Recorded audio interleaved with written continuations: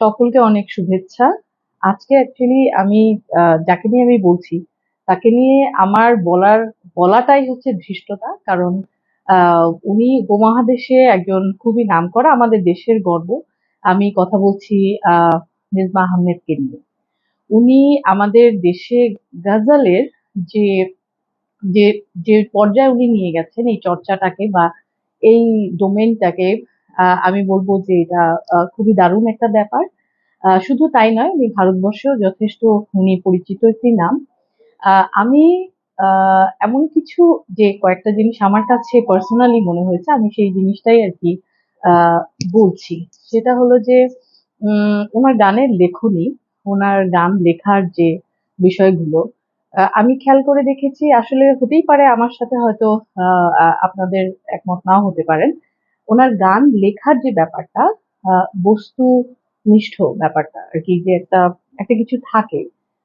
কারণ আজকাল তো দেখা যায় গানের মধ্যে অনেক বেশি অস্থিরতা, গানের কথার মধ্যেও অস্থিরতা, গানের সুরের মধ্যে, গায়িকীর মধ্যে, আবার সবকিছুর মধ্যে। তো আমি দেখেছি খুব সহজভাবে, সহজ একটা কথা খুব সহজভাবে উনি বলতে পারেন। এবং উনার সুর এখানে তো অসাধারণ একটা ব্যাপার খেলা করে। গায়িকী তো ট্রিমেন্ডাস, এটা মানে আমি কি বলবো যে অতুলনীয়। তো এটা খুবই কম দেখা যায় যে একজন মানুষ গান লিখছেন, গান গাইছেন, গান সুর করছেন, এবং এট দ্য সেম টাইমে রিসেন্টলি ওনার সাথে আমার কাজ করার সৌভাগ্য হয়েছে। আমি দেখেছি যে as a director, as a music director হিসাবেও উনি কিন্তু কি বলবো, ওনার অনেক ধৈর্য, এবং এট দ্য সেম টাইম উনি কাজগুলোকে খুব ছোট করে, সহজ করে, সিম্পল করে কিন্তু কাজটা আর কি ডান করে নেন। আর তারপরে যে জিনিসটা আমি বলতে চাই, যে ওনার গান শেখার যে বিষয়টা, এটা আমাকে, আমি সবসময় সব জায়গায় অ্যাজ এক্সাম্পল হিসাবে এই জিনিসটা বলি যে ওনার মিউজিক ব্যাকগ্রাউন্ড ছিল না, ফ্যামিলিতে কেউই গান করতেন না, কিন্তু ওনার মা ওনাকে অনেক সাপোর্ট করেছেন।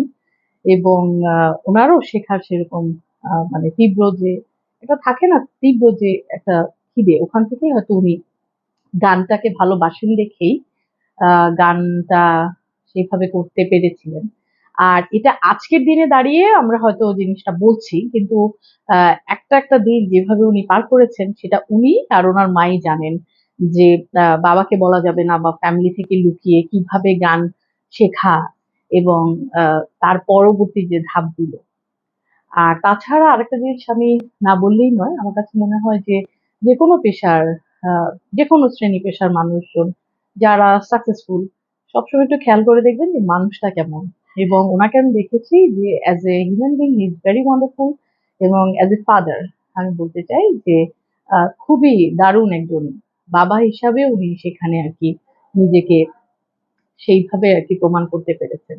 তো আমার ওনার আপকামিং যে ডেজ, সেই নিয়ে আমি খুবই আশাবাদী, এবং আমি মনে করি যে I am looking forward to his glorious successful life.